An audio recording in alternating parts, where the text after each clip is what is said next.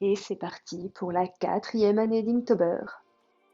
Ça fait maintenant plusieurs années que je suis abonnée à la chaîne de Benjamin Serbet qui donne régulièrement des défis dessins à ses abonnés. Et au mois d'octobre, le défi c'est de relever Inktober. Inktober, c'est tout simplement 31 dessins, un dessin par jour sur tout le mois d'octobre, avec un mot comme thème imposé par jour. En 2018, j'avais tout fait à la main, en mode tradi, l'horreur. En 2019, j'étais partie sur des cartes de tarot. C'était pas mal, mais ça restait pas top non plus.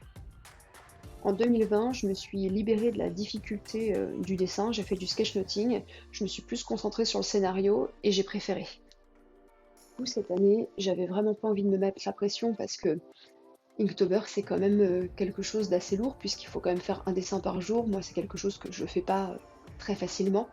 Et du coup, de devoir chercher ce que j'allais faire, ça me prenait beaucoup de charge mentale dans la journée et après, ça me prenait beaucoup de temps à dessiner le soir. Du coup, je voulais quelque chose de beaucoup plus naturel. Et donc, cette année, je suis partie sur une petite histoire. C'est-à-dire que alors, j'ai été pas mal encouragée par ma collègue Adeline, coucou Adeline, et par ma copine Insta Cacotille, hein, merci les filles. Et donc je suis partie un petit peu en retard puisque le premier jour du défi, moi j'ai commencé à écrire une petite histoire à partir des mots du défi Inktober. Et à partir de là, euh, euh, euh, rien n'a vraiment été très carré.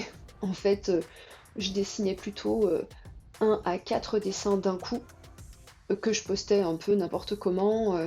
J'étais rarement dans les temps. Mais finalement, c'est un Inktober qui m'a le moins pesé. Parce que, déjà parce que je savais où j'allais, puisque j'avais des idées pour définir mes petits dessins. Ensuite, parce que je me mettais vraiment pas de pression en fait. Tant pis si c'était pas beau. De toute façon, j'avais prévu un. Enfin, mon petit héros, c'est un petit poisson, tout ce qui est de plus basique. J'ai fait 3 tests sur un coin de papier pendant une réunion. Fallait que ce soit rapide et facile. Et de là, c'est un peu aussi ce qui a dirigé à chaque fois le dessin, puisqu'il fallait que ce soit simple. Parce que si j'avais plusieurs idées, j'allais naturellement vers celle que j'avais envie de dessiner ou que je trouvais plus facile à dessiner. Alors, j'ai pas eu 36 000 idées pour chaque jour, mais disons que vraiment ça a décidé de l'orientation qu'a pris cette drôle d'histoire.